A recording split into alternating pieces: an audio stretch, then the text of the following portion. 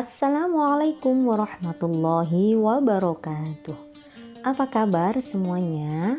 Alhamdulillah, Allah masih berikan kita kesempatan untuk belajar bersama lagi. Masih dalam pelajaran fikih untuk kelas 5 Madrasah Ibtidaiyah. Dan masih dengan Miss Kuni Afifah Hasan. Pada pertemuan kali ini kita akan melanjutkan pembahasan tentang haji dan umroh. Untuk kali ini kita akan bahas tata caranya. Apa saja sih yang dilakukan oleh jamaah haji dan umroh? Nah, kita belajar bersama yuk. Kita baca bismillah dulu. Bismillahirrahmanirrahim. Tata cara haji. Sebagaimana kita tahu bahwa haji dilakukan selama 5 hari, yaitu dimulai dari tanggal 9 Zulhijjah sampai tanggal 13 Zulhijjah. Nah, dalam 5 hari tersebut apa saja yang dilakukan oleh jamaah haji? Mereka melaksanakan serangkaian ibadah yang di dalamnya terdapat rukun haji, wajib haji, dan sunnah-sunnah ketika haji. Apa bedanya rukun haji, wajib haji, dan sunnah-sunnah haji? Kita akan bahas satu persatu. Yang pertama, rukun haji, yaitu semua hal-hal atau amalan yang harus dilakukan saat haji. Jika rukun ini tidak dilakukan, maka hajinya tidak sah, sehingga harus mengulang lagi haji di tahun berikutnya. Kemudian yang kedua, wajib haji adalah hal-hal atau amalan yang harus dilakukan saat haji.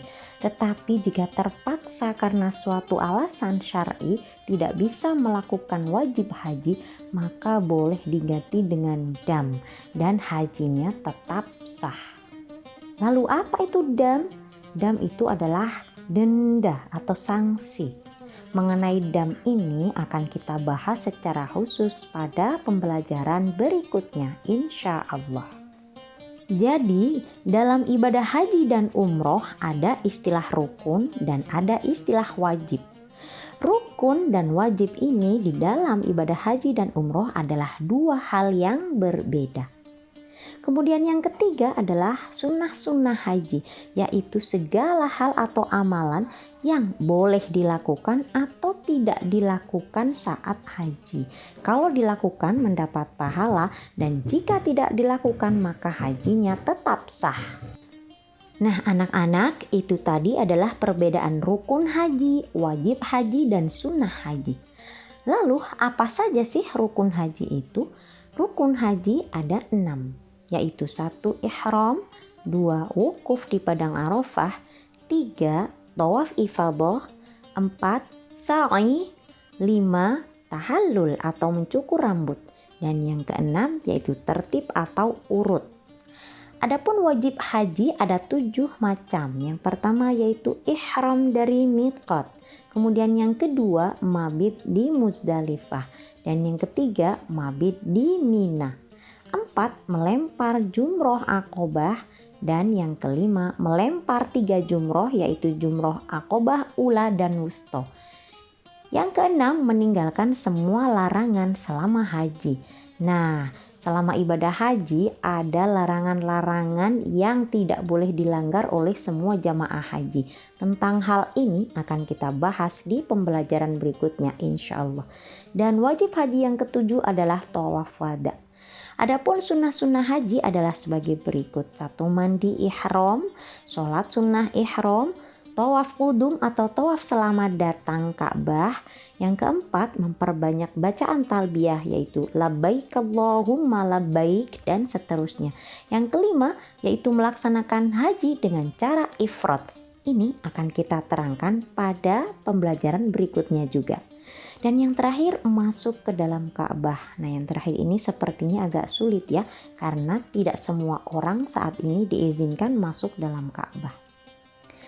Untuk lebih jelasnya berikut inilah urut-urutan pelaksanaan ibadah haji.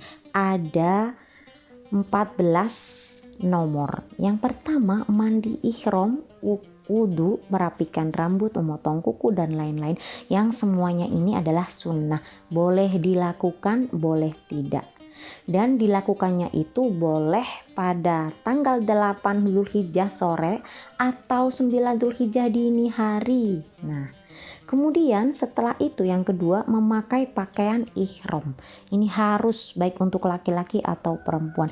Jadi pakaian ihram itu ada khusus dan ada ketentuannya yang berbeda antara laki-laki dan perempuan. Tentang hal ini lagi-lagi akan kita bahas pada pembelajaran berikutnya. Setelah memakai pakaian ihram, kemudian apa? Yaitu sholat sunnah 2 rakaat. Ini tidak harus karena ini termasuk sunnah haji. Selanjutnya yaitu tawaf kudum atau tawaf selamat datang kepada Ka'bah. Ini adalah bagi jamaah haji yang baru datang atau baru sampai di Makkah. Bagi jamaah haji yang sudah sampai terlebih dahulu beberapa minggu sebelum pelaksanaan haji, biasanya mereka sudah melakukan tawaf kudum ini saat pertama kali sampai di Makkah. Baik, kita lanjutkan. Kemudian yang berikutnya adalah ihram atau niat haji. Ini adalah rukun haji yang pertama. Karena ini rukun, maka tidak bisa digantikan oleh apapun. Jika tidak dilakukan, maka hajinya tidak sah. Adapun niat ini dilakukan pada tanggal 9 Dzulhijjah pagi. Batas akhirnya adalah sebelum matahari tergelincir atau yaitu masuk waktu sholat zuhur.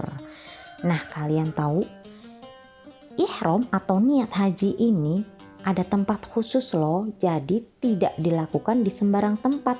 Berbeda dengan ibadah sholat, puasa atau ibadah yang lain. Tempat mengambil ihram atau niat disebut mikot. Mikot itu artinya batas. Batas tempat yang ditentukan bagi jamaah haji untuk melakukan ihram atau niat. Nah, ihram dari mikot ini bukan rukun haji melainkan wajib haji. Jadi bagi orang yang secara fisik dia tidak mampu, mungkin karena sudah lanjut usia atau sedang sakit, maka dia boleh melakukan ihram dari tempat menginapnya saja atau dari hotelnya. Artinya dia tidak melakukan wajib haji yaitu ihram dari mikot, maka dia harus membayar dam sebagai gantinya agar hajinya tetap sah.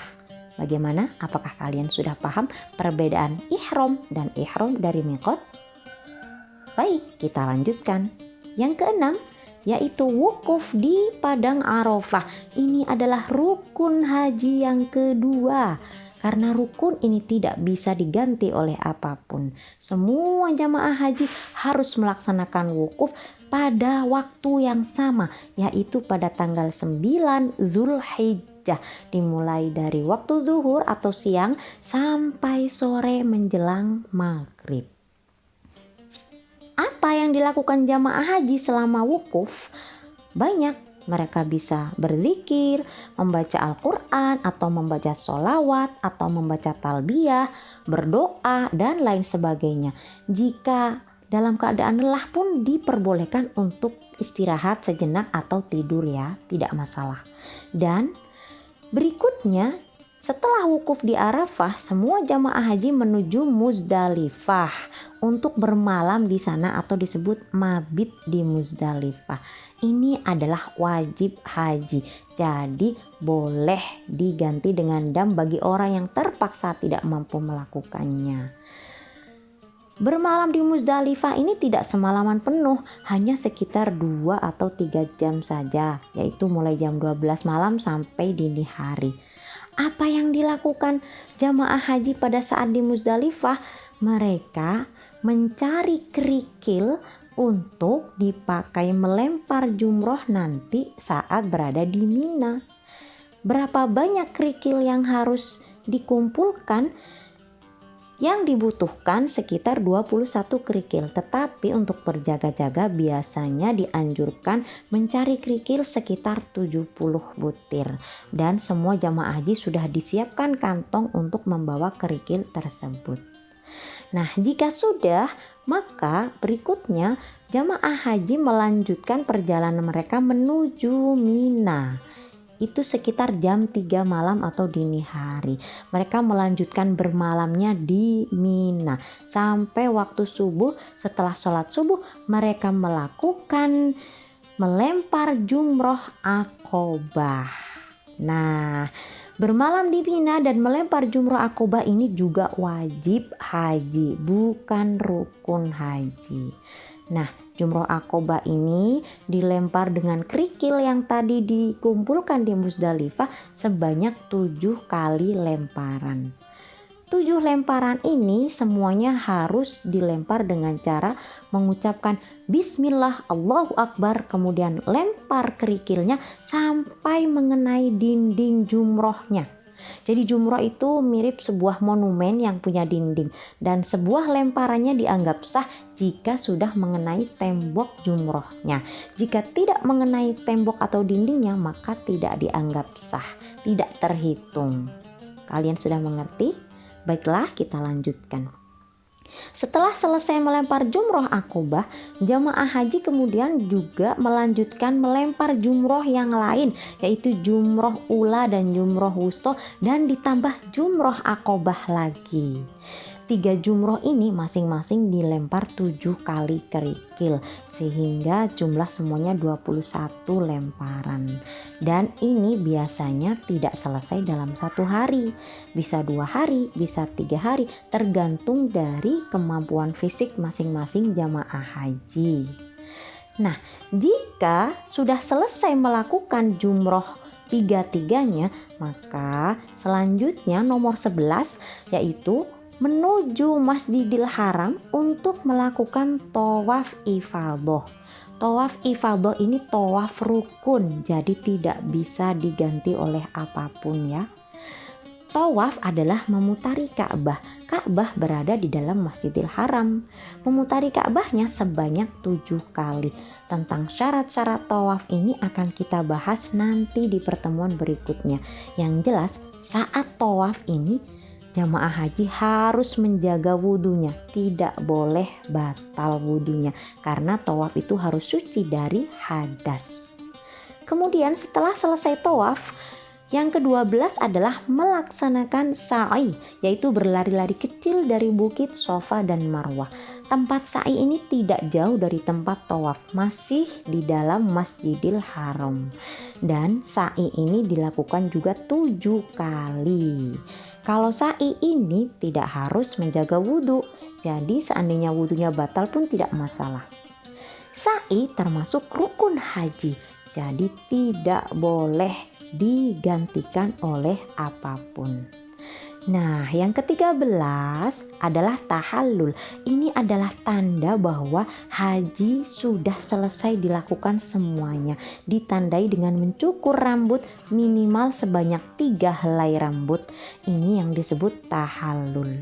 Jika sudah melakukan tahallul, maka jamaah haji boleh melepaskan pakaian ihramnya lalu berganti dengan pakaian biasa. Dan setelah tahallul ini juga sudah tidak berlaku lagi semua larangan selama haji. Nah, jadi sudah bebas ya. Kemudian yang ke-14 adalah tawaf wada, yaitu tawaf perpisahan. Tawaf wada ini merupakan wajib haji, bukan rukun haji. Dan melakukan tawaf wada ini tidak langsung setelah tahallul. Biasanya dilakukannya menjelang pulang ke tanah air masing-masing. Nah, yang terakhir ada rukun haji yang ke-6 yaitu tertib. Ini adalah yang nomor 15 ya, tidak tercatat di dalam video ini, mohon maaf. Nah, tertib ini artinya urut, tidak boleh dibolak-balik. Nah, anak-anak, demikian tadi urut-urutan pelaksanaan ibadah haji. Perlu Miss Tuni sampaikan di sini bahwa urut-urutan pelaksanaan ibadah haji yang sudah kita bahas ini boleh kita laksanakan dengan cara yang kedua. Ini agak sedikit berbeda dengan cara yang tadi. Perbedaannya perhatikan di nomor 9. Setelah melempar jumroh akobah, jamaah haji dipersilakan untuk memilih melanjutkan melempar jumroh Aqobah, Ula, dan Wusto, atau memilih langsung melaksanakan tawaf ifadah terlebih dahulu di Masjidil Haram, kemudian sa'i, dan setelah itu tahallul pertama. Kemudian kembali lagi ke Mina untuk melanjutkan melempar 3 jumroh yang tadi tertunda, dan setelah itu melakukan tahallul lagi, yaitu tahallul yang kedua. Nah, baik cara yang pertama maupun cara yang kedua ini dua-duanya sah dilakukan. Kita pilih salah satu. Baiklah anak-anak, berikutnya adalah tata cara umroh. Apa saja yang dilakukan jamaah umroh? Hampir sama dengan haji. Umroh juga memiliki rukun umroh, kemudian ada wajib umroh, dan juga ada sunnah-sunnah umroh. Apa perbedaannya? Rukun umroh harus dilakukan. Jika tidak dilakukan, umrohnya tidak sah. Dan rukun umroh ini hanya ada 5. Bedanya dengan rukun haji, di dalam umroh tidak ada rukun yang berupa wukuf di padang Arafah. Kemudian wajib umroh ini adalah harus dilakukan, tetapi jika terpaksa tidak mampu melakukan maka boleh diganti dengan dam, sama seperti wajib haji. Begitu pula dengan sunnah-sunnah umroh juga tidak jauh berbeda dengan sunnah-sunnah haji. Nah anak-anak, kalian tahu kan umroh itu waktunya tidak ditentukan dan biasanya bisa selesai dalam beberapa jam saja. Kenapa? Sebab rangkaian ibadah umroh tidak sebanyak rangkaian ibadah haji. Untuk lebih jelasnya, perhatikan tabel berikut. Urut-urutan pelaksanaan ibadah umroh. Pertama-tama sama seperti haji, mandi ihram dulu, berwudu, merapikan rambut, memotong kuku, dan lain sebagainya. Dan semuanya itu sunnah umroh. Kemudian yang kedua, memakai pakaian ihram.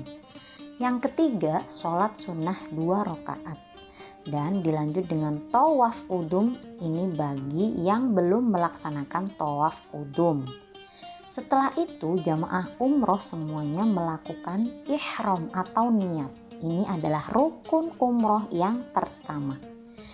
Ihram untuk umroh juga dilakukan di mikotnya. Ihram dari mikot merupakan wajib umroh yang pertama. Jadi ihramnya saja rukun, ihram dari mikot wajib umroh. Sama seperti haji ya. Setelah ihram, jamaah umroh melakukan tawaf ifadah, yaitu tawaf rukun umroh. Ini rukun umroh tidak bisa digantikan dengan apapun. Setelah selesai tawaf ifadah, dilanjut dengan sa'i.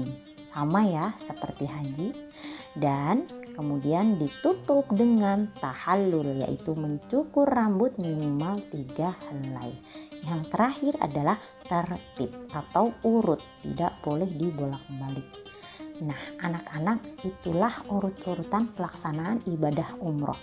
Ada beberapa hal yang tidak ada di dalam ibadah umroh, yaitu khusus dalam haji. Di antaranya ada wukuf, ada mabit di Mina, mabit di Muzdalifah, dan melempar jumroh. Untuk lebih jelasnya, Miss Uni akan sajikan beberapa perbedaan haji dan umroh sebagai berikut. Inilah beberapa perbedaan haji dan umroh.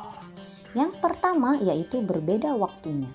Haji dilakukan pada tanggal 9 sampai 13 Dzulhijjah. Sedangkan umroh waktunya tidak ditentukan atau bebas. Perbedaan yang kedua yaitu berbeda niatnya. Niat haji adalah sebagai berikut. Nawaitul hajja wa ahramtu bihi lillahi ta'ala labbaik Allahumma bihajjatin. Sedangkan niat umroh adalah sebagai berikut. Nawaitul umrata wa ahramtu biha lillahi ta'ala labbaik Allahumma bi'umrah. Nah, perbedaan yang ketiga yaitu berbeda rangkaian ibadahnya. Di dalam umroh tidak ada 1 wukuf, 2 tidak ada mabit di Muzdalifah, tidak ada mabit di Mina, dan tidak ada melempar jumroh. Nah, itulah perbedaan haji dan umroh. Selanjutnya kita akan membahas satu persatu tentang rangkaian ibadah haji dan umroh. Yang pertama ihram, artinya adalah melafalkan niat haji atau niat umroh. Kemudian ada yang disebut wukuf, yaitu berhenti atau berdiam di padang Arafah. Kemudian yang ketiga ada tawaf. Apa itu tawaf? Yaitu memutari Ka'bah sebanyak 7 kali. Tawaf harus dilakukan dalam keadaan suci dari hadas. Dan yang keempat ada sa'i, yaitu berlari-lari kecil dari Bukit Sofa ke Bukit Marwah sebanyak 7 kali. Berikutnya ada mabit. Apa itu mabit? Artinya bermalam atau menginap, baik di Musdalifah maupun di Mina. Dan yang terakhir ada tahallul, yaitu mencukur rambut minimal 3 helai sebagai tanda sudah menyelesaikan rangkaian ibadah haji dan umroh. Jika sholat itu kita tutup dengan salam, maka haji dan umroh ditutupnya dengan tahallul. Nah anak-anak, demikian materi lanjutan tentang haji dan umroh. Semoga bermanfaat bagi kalian semua. Amin ya robbal alamin. Insya Allah kita akan berjumpa lagi dalam pembahasan berikutnya. Masih tentang pelaksanaan haji dan umroh. Jangan sampai terlewat ya video berikutnya. Ihdinas siratal mustaqim. Wassalamualaikum warahmatullahi wabarakatuh.